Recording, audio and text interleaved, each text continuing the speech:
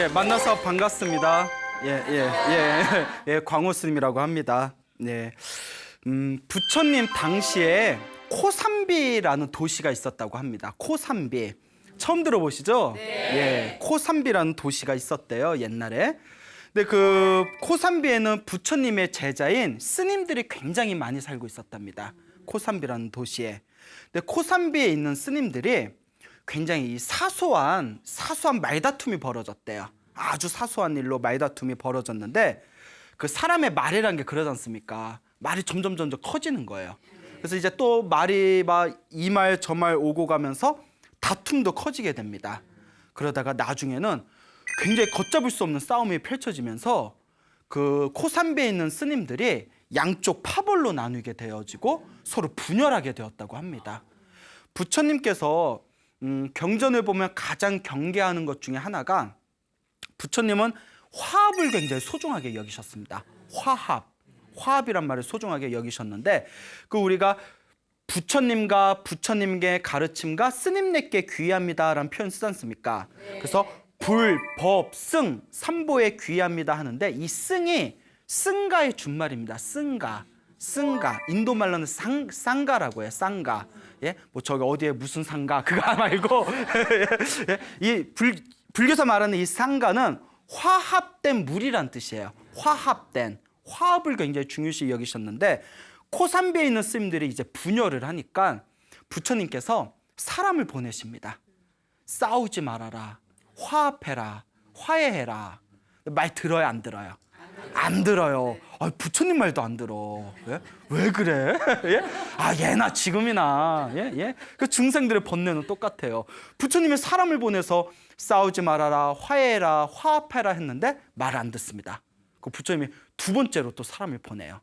예? 말을 안 들으니까 화해해라, 화합해라, 싸우지 말아라. 두 번째 보냈는데 말 들어요, 안 들어요? 안 듣습니다. 부처님이 세 번째 보냅니다. 세 번째 사람을 보냈는데도 화해해라, 싸우지 말아라, 화합해라. 세 번째도 말을 듣지 않습니다.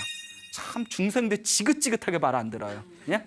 부처님의 제자이면서 스님이면서 말을 안 들으니까 자 뭐든지 이제 3세번이지 않습니까? 부처님께서 직접 나섭니다. 코삼비에 직접 다 나타나셔서 이제 스님들을 모아놓고 싸우지 말아라, 화해해라, 화합하라 라고 말씀을 하십니다.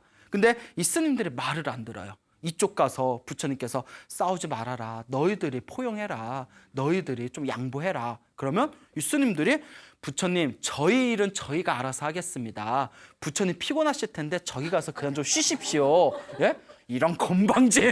예? 그러니까 또 이쪽은 말을 안 들으니까 또 저쪽 가서 너희들이 양보해라, 화합하라, 화해해라, 싸우지 말아라. 그쪽에서 뭐라고 해요? 부처님 자꾸 신경 쓰시면 부처님 스트레스 받아서 건강이 안 좋습니다. 저희가 알아서 해결할 테니 멀찌감치 떨어져 계십시오. 좀 쉬십시오. 이러는 거예요. 그 부처님이 다 그 싸우는 모습을 보고 그래서 항상 제가 이 부분을 보면서 느끼는 게 이렇게 중생의 번뇌가 깊구나. 예?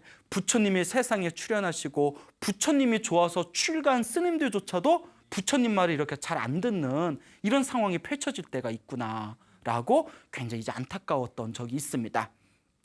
부처님께서 이제 당신의 다 싸우는 제자들을 보면서 참 여기는 번잡하고 혼란스럽고 편안하지가 않구나. 여기에 내가 굳이 있을 필요가 무엇이 있겠는가.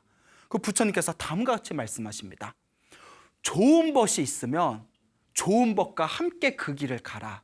하지만 좋은 벗이 없고 어리석은 자들이 있다면 그냥 홀로 가라. 묵묵히 홀로 가라. 저 코끼리와 같이 묵묵하게 자기 길을 홀로 가거라 라는 말씀을 하셨습니다. 그래서 부처님께서 코삼비를 떠나서 깊은 숲속에 들어가십니다. 나는 저 어리석은 무리들과 함께하지 않겠노라. 차라리 내가 이 숲속에서 홀로 지내면서 오로지 내 마음을 편안히 다스리겠노라 결심하시고 숲속에 들어가시죠. 숲속에 다 들어가셔서 이제 혼자 계시지 않습니까? 예? 숲속에 딱 들어갔을 때 코끼리 한 마리가 있었대요. 큰 코끼리가 있었는데 여러분 코끼리 보신 적 있으세요? 네. 예? 코끼리 아저씨는 뭐가 손이에요? 와, 다 아시네요. 예. 이 코끼리 아저씨가 부처님을 보고 짐승인데도 부처님의 거룩한 모습을 보면서 존경심을 일으킵니다.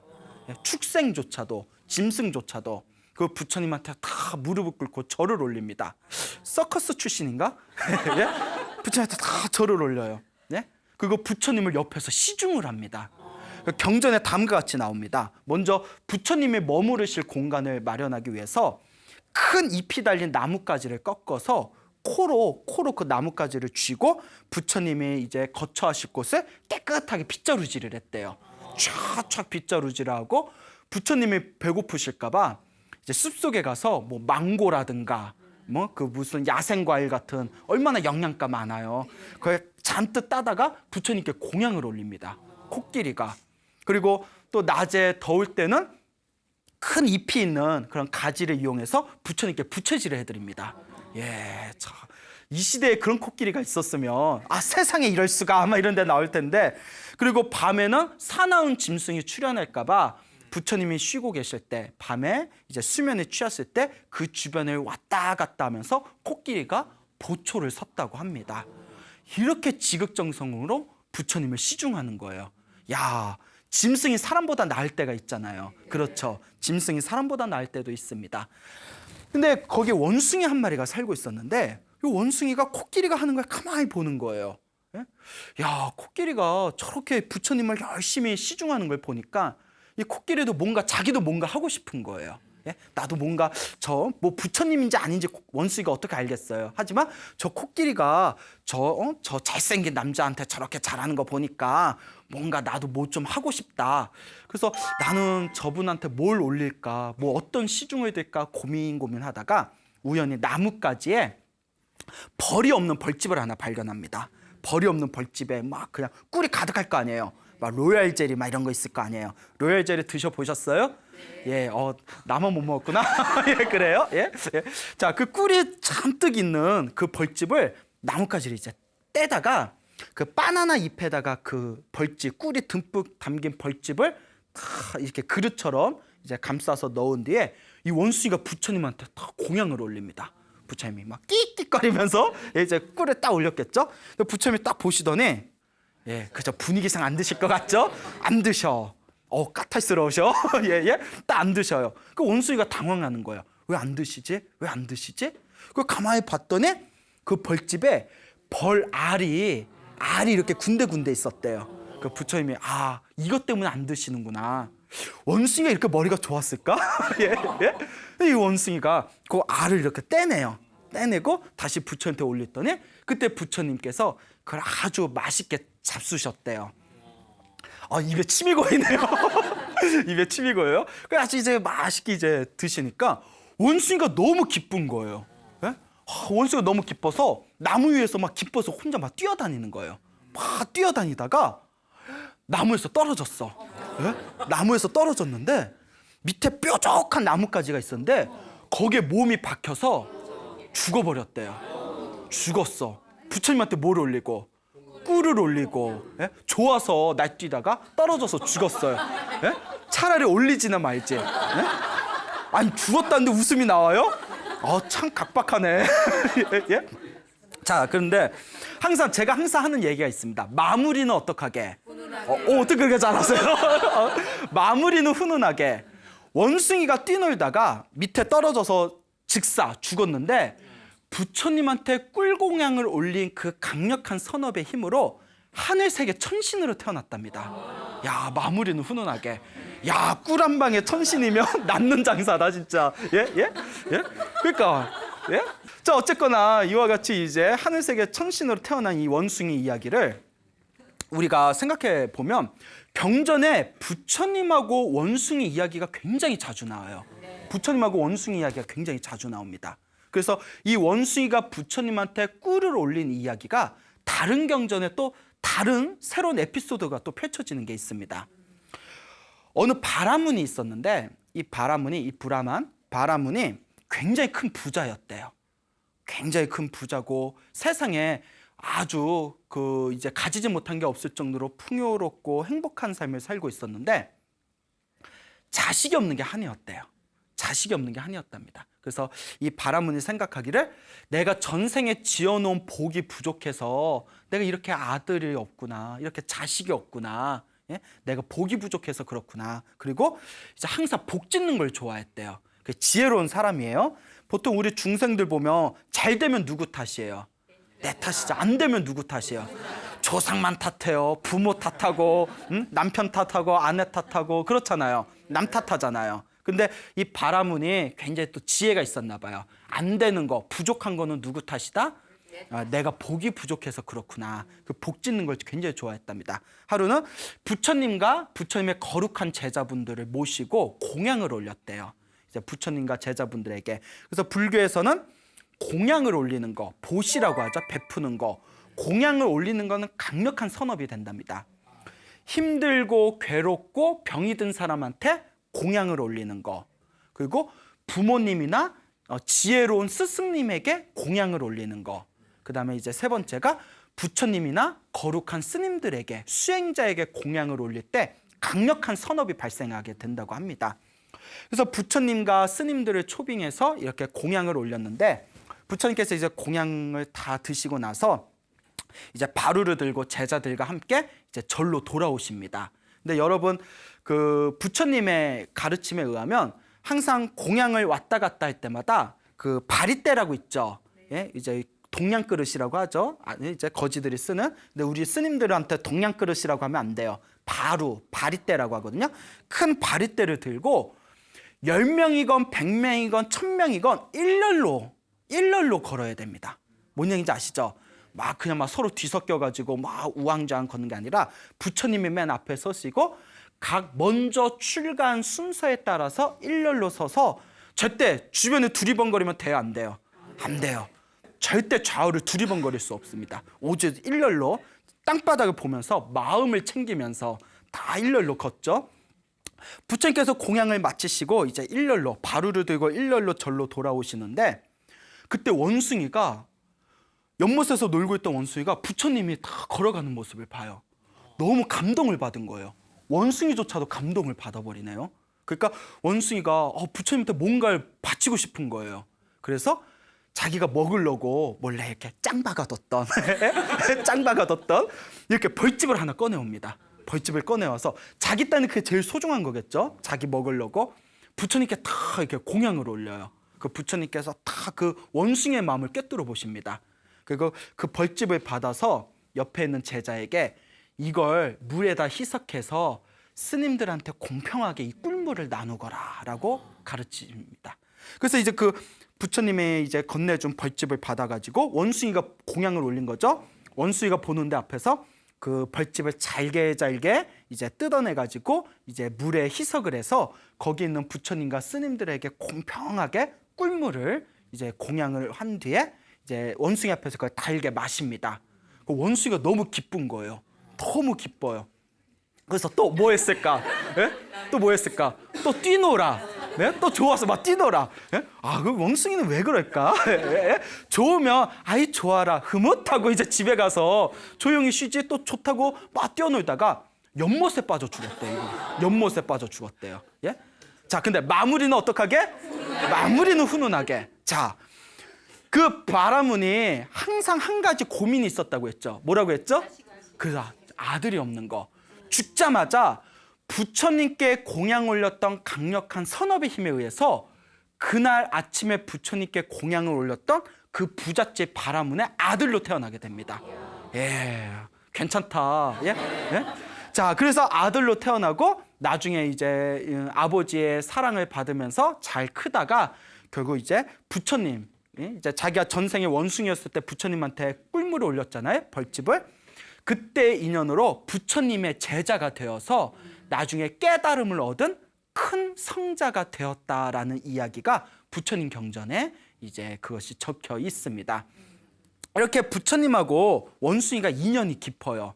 그래서 원숭이가 부처님께 꿀을 올렸다, 벌집, 꿀을 올렸다, 이걸 사자성어로 원후복밀이라고 부릅니다. 원후는 원숭이란 뜻이고요. 봉은 밭들봉, 밭이다라는 뜻이 있고요. 밀은 무슨 밀? 꿀밀입니다.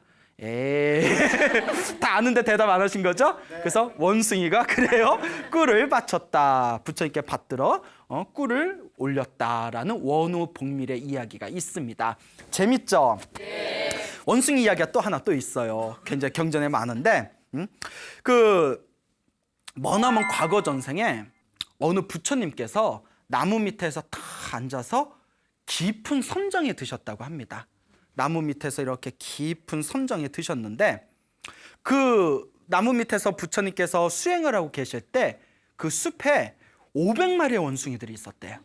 500마리의 원숭이들이 있었는데 이 500마리의 원숭이들이 그 나무 밑에서 수행하는 부처님을 보면서 마음에 잔잔한 감동을 느낀 거예요. 축생일지언정 마음에 싹 감동이 느껴지면서 이 원숭이들이 서로 이제 회의를 합니다.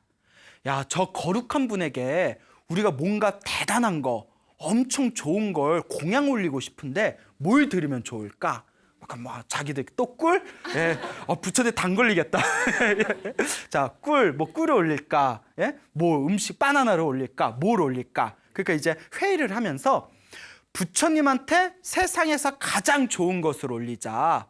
세상에서 가장 좋은 게 뭘까 고민하다가 그날 밤 늦게까지 서로 회의를 했대요. 원숭이들이. 근데 이제 밤이 되니까 하늘에 딱 보름달이 떴대요. 보름달이 딱 떴을 때 그 보름달이 거기에 큰 저수지가 있었는데 저수지 잔잔한 그 저수지의 한가운데 보름달이 환하게 이렇게 그림자가 뜨더래요. 여러분 그 물결에 환하게 뜬 그 보름달 달 그림자 보신 적 있으세요? 네. 굉장히 아름답잖아요. 네. 그 원숭이들이 무슨 생각을 하냐면 하늘에 있는 보름달은 우리가 따기가 힘들지만 저 연못 저수지에 있는 보름달은 우리가 꺼낼 수 있을 것 같다. 야, 저거 꺼내다가 세상에 저것보다 더 환한 게 어딨냐. 저걸 꺼내다가 우리가 공양을 올리자 이러는 거예요. 그러니까 짐승은 짐승이에요. 예? 그 원숭이들이 이제 쏙닥쏙닥거려요. 야, 여기서 저기까지 거리가 엄청 먼데 야, 저기까지 우리가 어떻게 보름달을 저 달을 떠오냐 이렇게 고민하다가 500마리잖아요. 대장 원숭이가 꾀를 내요. 큰 나무가 저수지 있는 데까지 다 이렇게 드리워져 있으니까 우리가 500마리니까 한 마리에 한 마리씩 나무에 팔을 걸고 한 마리의 팔을 또 한 마리가 걸고 그 한 마리의 팔을 또 한 마리가 걸으면 뭐 500마리가 다 줄을 쓰잖아요. 그러면 저기까지 손이 닿을 거다. 그러니까 저 아름다리 큰 저기 나무에 우리 500마리가 하나씩 매달려가지고 팔로 서로가 이어서 뭐 밧줄처럼요. 저걸 이제 따자 이렇게 이제 꾀를 냅니다. 예? 말이 돼? 나도 이거 말해놓고 이상해. 하여튼 그래서 큰 나무에 이제 500마리가 한 마리씩, 예? 500마리 한 마리가 나무를 잡고 그 나무를 잡고 있는 팔에 또 한 마리가 잡고 그 한 마리의 또 팔에 다른 한 마리가 잡고 500마리가 다 이렇게 줄을 서로가 팔을 잡아서 그 보름달 있는 데까지 손이 대롱대롱 닿게 됐어요. 허공에서 이렇게 쫙. 그래서 대장 원숭이가 자 이제 건지면 된다 하고 물에다 풍덩 손을 넣는데 보름달 떠져요 안 떠져요? 안 떠지죠. 지혜로운 사람은 한번 해보고 안 되면 포기할 줄도 알아야 돼요. 알겠죠? 여러분 옛날 사람들은 똑똑한 사람보단 우직한 사람을 좋아한다고 했잖아요. 네. 너무 우직하면 민폐야. 뭔 얘기인지 알죠? 너무 우직해도 민폐. 좀 다른 것도 진로를 설정할 줄도 알아야지. 내 아는 분 중에 그런 분이 있어요. 어느 불자님이 스님 상담 좀 할게요 이러세요. 아, 예, 왜 그러세요? 아니 우리 아이가 있는데 어렸을 때부터 그렇게 공부를 잘했는데 애가 맨날 자기는 이제 뭐 사법고시 본다, 뭐 행정고시 본다 맨날 고시 공부만 하고 나이가 이제 처음에는 아들을 믿어서 20대, 뭐 30대 초반까지는 뒷바라지 다 해줬대요. 자기도 이제 늙어서 힘이 없는데 아들이 이제 30대 후반이 돼가는데 결혼도 안 하고 맨날 도서관에서 공부만 한다고 취직 좀 했으면 좋겠다고 이럴 때 제가 우직한 거 보니 성공하겠네요 이랬으면 그분 얼마나 또 속이 터지겠어요. 그렇죠. 그러니까 때로는 우직함이 민폐가 될 수도 있어요. 그럴 때는 뭐 굉장히 이제 남 얘기 같지 않듯이 굉장히 리액션이 좋아요. 예? 누가 가까운 분 중에 그런 분 있어요? 예, 아닌데 답답하죠. 남편도 똑같아요, 여러분. 우리 또 어느 어떤 분이 또 상담을 하시는데 남편 거사님이 계시는데 이분이 남 밑에서 못 사는 성격이래요. 그런 분이 있어요. 남 밑에서 못 사는 성격이래요. 저희 아버지도 저한테 나는 살아오면서 한 번도 누구 밑에서 월급 받아본 적이 없다 이러시는 거예요. 어렸을 땐 그 말을 듣고 멋있다 이랬는데 지금 나이 들어서 생각한 게 우리 엄마 얼마나 고생했을까. 네? 예? 그렇죠. 예? 막 집안 얘기 막 나오네. 예? 예? 그러니까 남 밑에서 못 사는 성격이다 보니까 자꾸 자영업이나 자기 사업을 하시려고 하신대요. 근데 잘 돼요, 안 돼요? 잘 안 되다 보니까 속이 터져 죽겠대요. 예? 그래서 이제 우직함이 민폐가 될 때가 있구나. 그렇죠. 원숭이의 대장도 똑같아.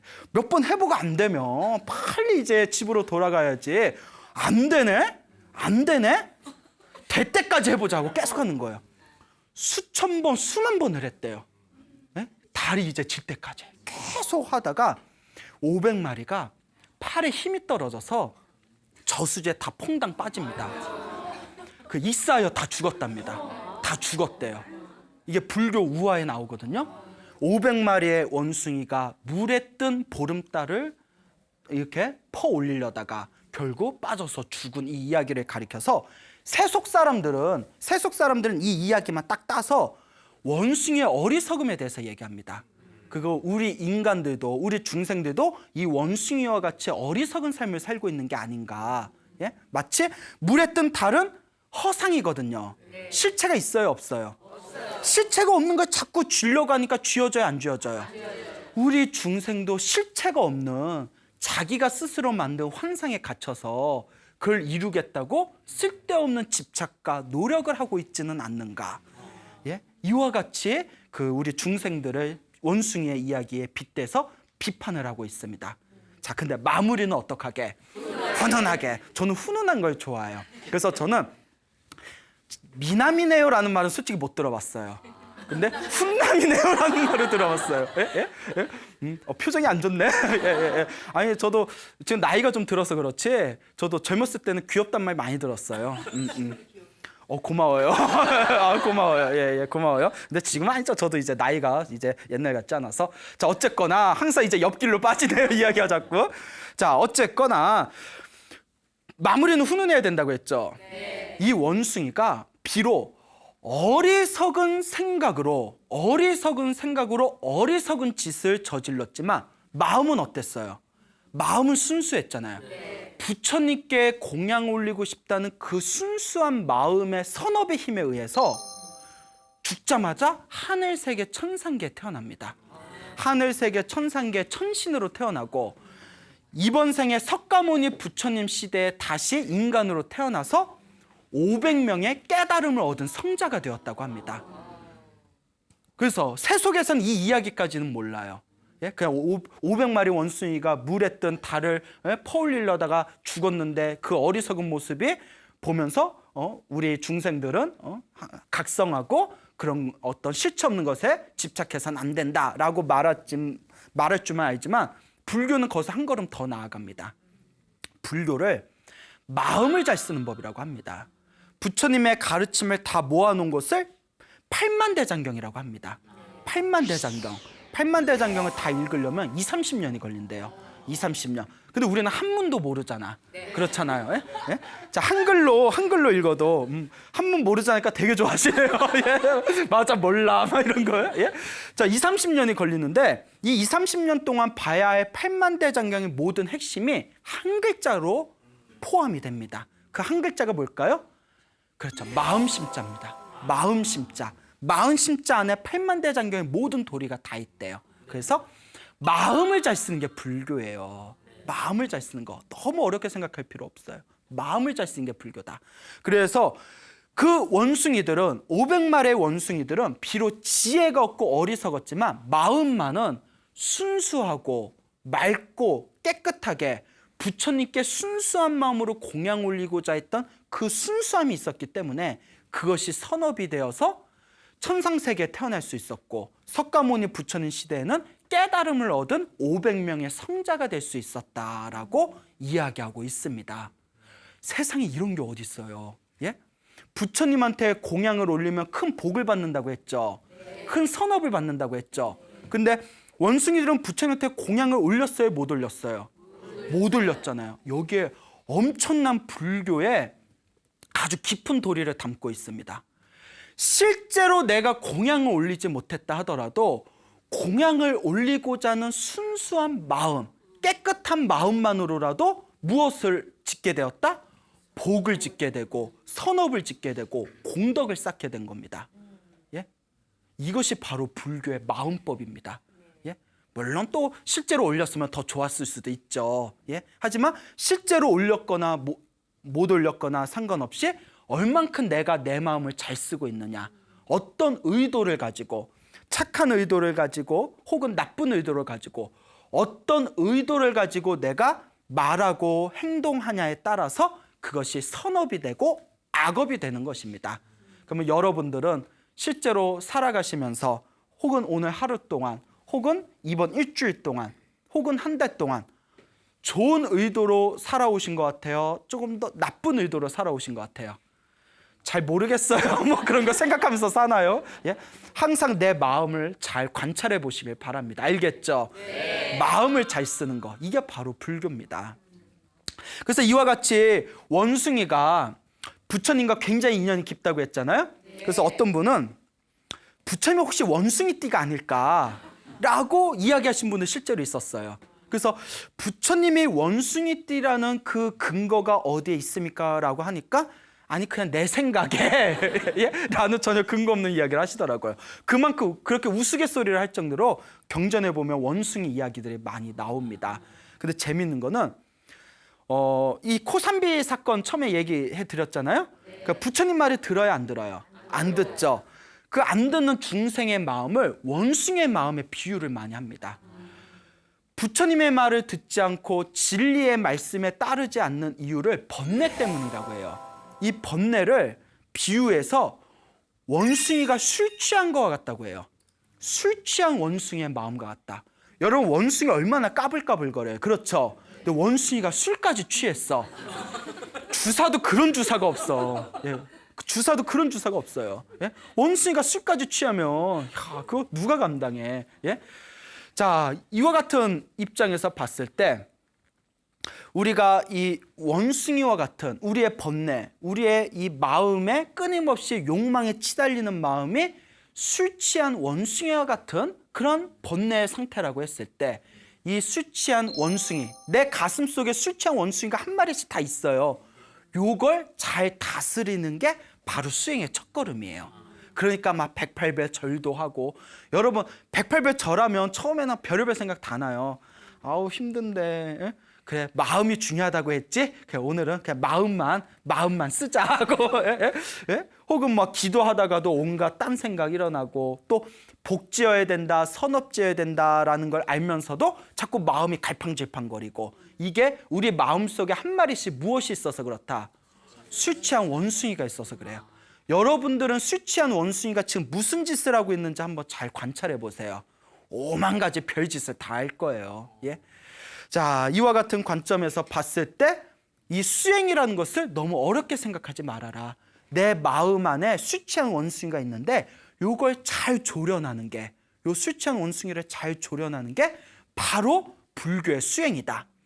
여러분 서유기 아시죠? 네. 서유기의 주인공이 누구예요? 손오공이잖아요. 손오공, 미스터 손, 예? 치키치키 차카차카 다 아시죠? 슈퍼보드. 제 인생에 가장 재밌게 본 만화 중에 하나였는데, 이 손오공이 처음에는 현장법사 말을 들어야 안 들어요? 안 듣잖아요. 말 안 듣잖아요. 그게 우리 중생의 번뇌라는 거예요. 말 안 들어요. 그 현장법사가 머리에다가 무슨 고리 같은 걸 하나, 예? 딱 이렇게 이제 머리에다 딱 씌우잖아요. 그 머리에다 딱 씌운 게 그게 바로 이제 수행이라는 거예요. 머리에다 딱 씌운 게 이제 수행이에요. 그리고 원숭이가 한 번씩 말을 안 들을 때마다, 손오공이 말을 안 들을 때마다 반야심경을 읽으면 머리가 막 쪼여지면서 손오공이 아구구구 나 죽는다, 스님 말 들을게요. 이게 계속해서 수행을 멈추지 않고 자기 자신을 수행의 힘으로 채찍질한다는 뜻이에요. 알겠죠? 서유기는 단순히 무슨 뭐 중국 신화가 담겨져 있는 뭐 SF 판타지적인 소설이 아니라, 그것을 가만히 내적으로, 내면으로 이렇게 비춰보면 내 마음자리에서 일어나고 있는 번뇌와 그 번뇌를 극복하고 있는 거룩한 수행의 과정이 담겨져 있구나라는 것을 발견할 수가 있습니다. 알겠죠? 예, 이와 같습니다.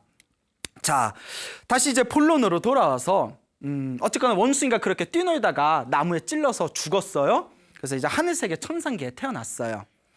자, 그러다가 이제 3개월이 흐릅니다. 그렇게 이제 코끼리의 시중을 들면서 3개월을 흘렸을 때 신도들의 코산비에 있는 스님들한테 아니 부처님은 어디 계셨는데 왜 이렇게 얼굴이 뵙지 못하냐고, 부처님 어디 계시냐고 이러니까 부처님께서 잠시 뭐 숲속에 들어가셨다 말씀들이 얼버무리는 거예요. 근데 하늘로 손을 가리라 이런 말 있잖아요. 그렇죠? 하늘로 손을 가릴 수 있겠느냐, 이게 소문이 쫙 난 거예요.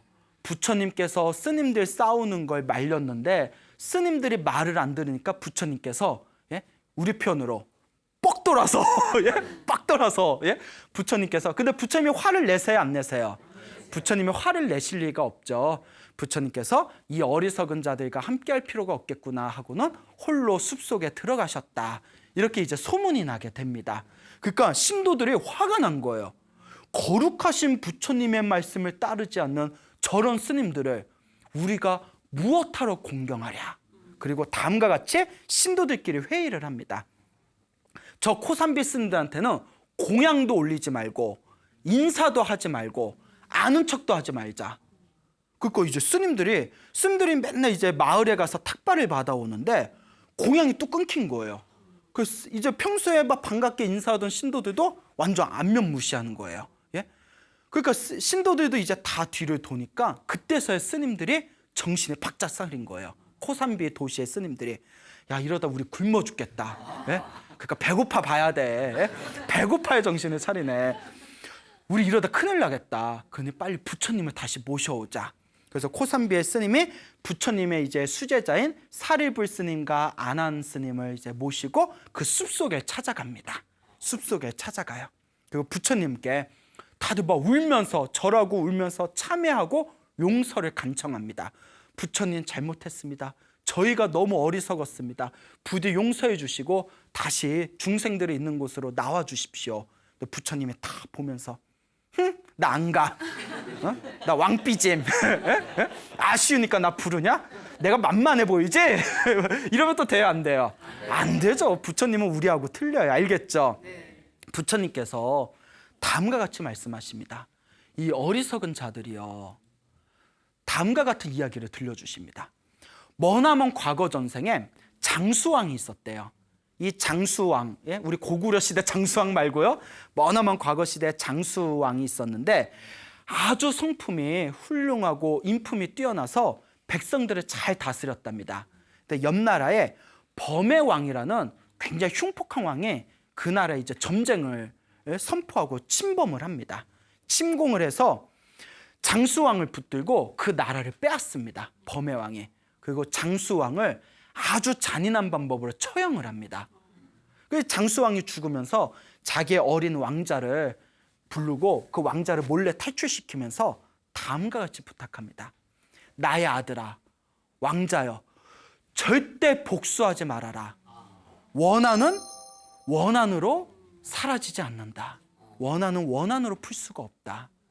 원한은 오직 자비만으로 사라지게 된다. 그러니 복수하지 말아라. 간곡하게 부탁을 하고는 이제 왕자를 이제 탈출시키고 자기는 잔인하게 처형을 당합니다. 근데 자식 입장에서 참을 수 있어요, 없어요? 이 어린 왕자가 복수를 꿈꿉니다. 복수를 꿈꿔요. 그래가지고 이제 자신의 신분 세탁을 깨끗하게 해요. 신분 세탁을 깨끗하게 해서 그 범의 왕의 이제 밑에 신하로 들어갑니다. 그 차곡차곡 이제 이력을 쌓아가지고 나중에는 그 범의 왕의 최측근이 됩니다. 그 범의 왕은 자기가 죽인 장수왕의 아들이라는 걸 모르고 자기의 최측근의 신하로 두게 돼요. 하루는 이제 범의 왕이 신하들을 데리고 사냥을 나갑니다. 사냥을 나갔을 때 이제 최측근이었던 그 왕자가 이제 그 범의 왕 옆에서 이제 시중을 들다가 이제 군사들과 떨어지게 돼요. 그 범의 왕이 사냥을 하다 너무 피곤해가지고 내가 지금 피곤해서 좀 쉬어야겠다 하고는 그 왕자의 무릎에 베개로 삼아서 탁 누워서 코를 골면서 잠에 들어가게 됩니다. 복수할 기회잖아요. 그래서 이 장수왕의 아들이었던 이 왕자가 칼을 빼어듭니다. 칼을 빼고 이제 목을 찔러서 죽이려고 딱 들고 쳐 죽이려는 순간 죽여요, 못 죽여요? 여기서 그냥 막 죽이려는 순간 아버지의 유언이 떠오릅니다. 복수하지 말아라. 원한은 원한으로 사라지지 않는다. 자비만이 원한을 사라지게 할 수 있다. 복수하지 말아라. 그러니까 눈물을 흘리면서 결국 칼을 못 내리쳐요. 우리 같으면 어떻게 했을까? 능지 처참을 시켜버렸다. 그러니까 탁 칼을 놓고 울면서 범의 왕을 이제 깨웁니다. 그 범의 왕이 탁 이제 깨운 뒤에 자기의 이제 신분을 얘기합니다. 그대가 나라를 침범해서 그대가 죽였던 장수왕의 아들이 바로 나다. 그래서 너를 죽이려고 했는데 이러이러해서 여차여차해서 아버지의 유언 때문에 너를 죽이지 않는다. 다 이 이야기를 하니까 그 흉폭한 범의 왕조차 부끄러움과 함께 마음의 감동을 느낍니다. 그렇죠. 이 이야기를 듣고 나를 죽일 수 있는 상황에서도 죽이지 않은 그 상황에서 감동을 느끼지 않는 사람이 있다면 그건 사람이 아니에요. 그건 짐승이에요. 그거는 사이코패스야. 네? 사이코패스. 그렇잖아요. 네? 네? 그렇잖아요. 근데 의외로 막 사기 있죠. 책, 역사서. 사기라든가 뭐 그런 이 세계의 역사서들 보면 권력자 중에 사이코패스들이 많았어요. 예를 들어 저 사람이 나를 살려준 걸 알면서도 저 사람을 두면 계속 후환이 될지도 몰라 하고 몰래 다 죽이고 이런 거 많잖아요. 역사를 보면 자식이 아버지를 죽이고 아버지가 자식을 죽여서 왕위 찬탈하는 내용이 많잖아요. 예? 그러니까 이 역사의 권력자들 보면 굉장히 우리 정상적이지 못한 사람들이 간혹 있는 것 같습니다. 이 범의 왕이 부끄러움과 감동을 느끼더니 눈물을 흘리면서 그 장수왕의 아들 왕자에게 절을 합니다. 내가 이렇게 어리석고 이렇게 어리석은데 정말 미안합니다 하고 마음에서 우러나는 사죄를 하고는 자기 딸하고 결혼을 시켜요. 딸하고 결혼을 시키고 자기가 뺏었던 나라를 돌려줘요.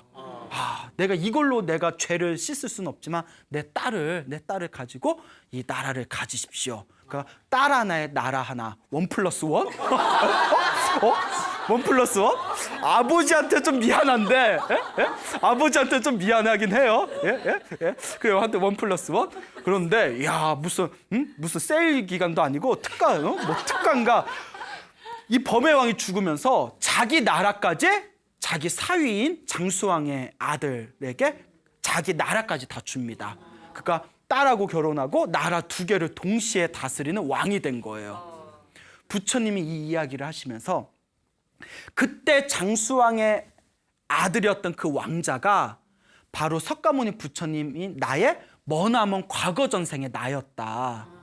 그때 전생의 나였다 하시면서 하시는 말씀이 세속의 권력자조차도 세속의 권력을 가지고 있는 세속의 일반인조차도 이와 같이 자비를 베푸고 용서를 하고 포용할 줄을 아는데 너희 머리 깎은 출가 수행자들은 이것보다 더 자비스럽고 포용해야 되지 않겠느냐라고 이제 설법을 해주십니다.